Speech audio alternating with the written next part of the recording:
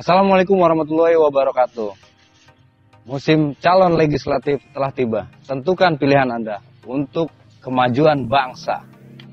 Alhamdulillah hari ini kita diizinkan untuk mereview salah seorang caleg dari Tambun Selatan, Dapil 3 dari Partai PKB. Siapakah dia? Mari kita review calegnya. Assalamualaikum warahmatullahi wabarakatuh, Bang. Waalaikumsalam warahmatullahi wabarakatuh. Bismillahirrahmanirrahim. Assalamualaikum warahmatullahi wabarakatuh. Perkenalkan, saya Irwanto, calon anggota legislatif dari Partai PKB, nomor urut 7, daerah pemilihan 3, Kecamatan Tambun Selatan, untuk DPRD Kabupaten Bekasi. Alamat tempat tinggal saya tinggal di Kelurahan Jatimulya di RT 02 RW 06. Pendidikan saya SD di Jatimulya 01, SMP 5 Tambun Selatan, SMA-nya SMA Negeri 9 Kota Bekasi. Saya pernah kuliah di STE Mulia Pertama dan lulusnya saya di STE di Niaga, Kota Bekasi. Pengalaman organisasi saya, yang pertama saya sebagai Ketua Karang Taruna Kelurahan Jatimulya, Bendahara Karang Taruna Kecamatan Tambun Selatan, dan sekarang saya sebagai Wakil Sekretaris Karang Taruna Kabupaten Bekasi.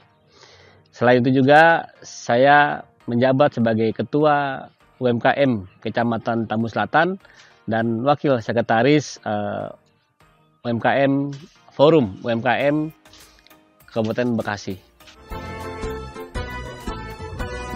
Kegiatan sehari-hari saya adalah bergerak di bidang usaha kecil, yaitu mengelola usaha keripik pisang yang berlokasi di Jalan Swadaya Raya RT 2 RW 06 Kelurahan Jatimulya. Di samping itu saya juga sebagai pendamping UMKM Provinsi Jawa Barat dan pendamping UMKM Kabupaten Bekasi. Sebaik-baiknya manusia adalah manusia yang bermanfaat untuk orang lain. Politik jangan hanya dikuasai oleh orang-orang yang kaya, orang-orang yang punya oligarki, tapi kita pun orang yang kalangan bawah bisa masuk ke jalur politik. Kita perjuangkan hak masyarakat, kita perjuangkan keinginan masyarakat atau kebutuhan masyarakat. Oke Bang, untuk pertanyaan selanjutnya, sikap dan harapan Abang untuk sesama caleg saat ini bagaimana Bang? Dalam momen pemilu seperti sekarang ini, jumlah caleg itu bisa sekitar 100 orang lebih. Ya, berbeda pandangan, berbeda warna, berbeda pendapat dan lain halnya gitu kan. Jadi saya berharap dengan momen pemilu ini jangan jadikan perbedaan ini menjadi sebuah persaingan, menjadi sebuah ajang untuk pemecah belah persaudaraan gitu kan. Justru dengan adanya perbedaan ini kita jadikan lingkungan kita ini seperti pelangi gitu, indah gitu kan.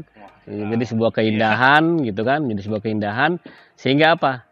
Politik ini menimbulkan rasa nyaman, aman buat masyarakat, sehingga masyarakat juga nanti pada saat di TPS mereka bisa menggunakan hak pilihnya dengan aman dan cerdas gitu. Ya, seperti itu, Bang. Oke, Bang. Menarik sekali tadi penjelasan Abang tentang perbedaan, bahwa sesama caleg itu alangkah indahnya perbedaan itu dijadikan sebagai pelangi yang saling berjejer, satu visi, satu tujuan.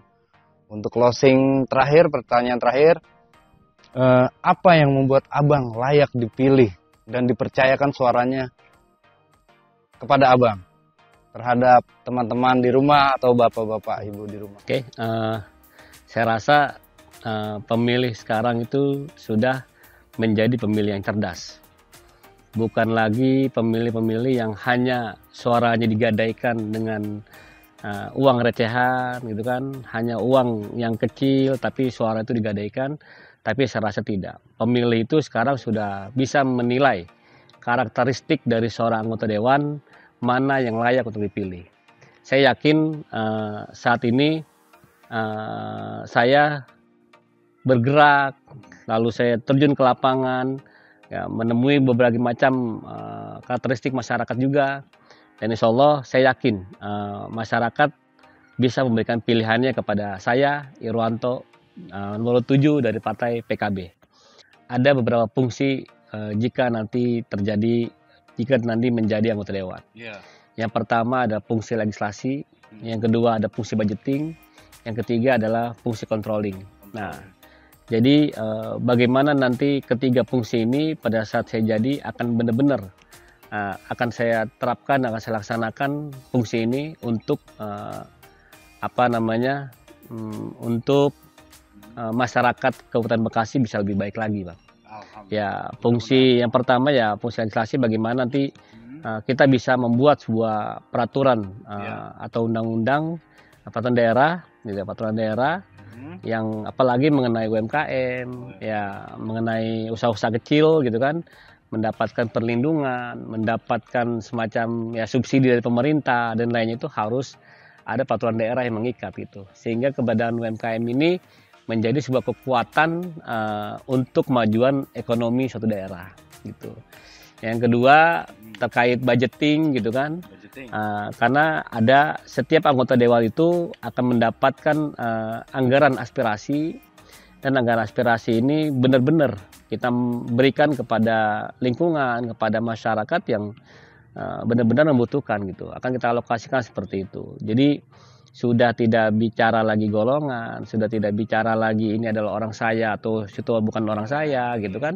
Dan pada saat jadi anggota dewan, semua adalah masyarakat kita, semua adalah warga kita, gitu. Jadi sudah tidak bicara lo orang beda warna atau orang apa gitu kan, tapi pada saat sudah menjadi dewan, ini adalah warga saya semua gitu, dan harus dilindungi dan harus mendapatkan pelayanan sama gitu. Ya, jadi kita tim sudah bekerja sama dengan beberapa pihak swasta, terutama kayak rumah sakit gitu kan ya, dan lain-lain gitu kan.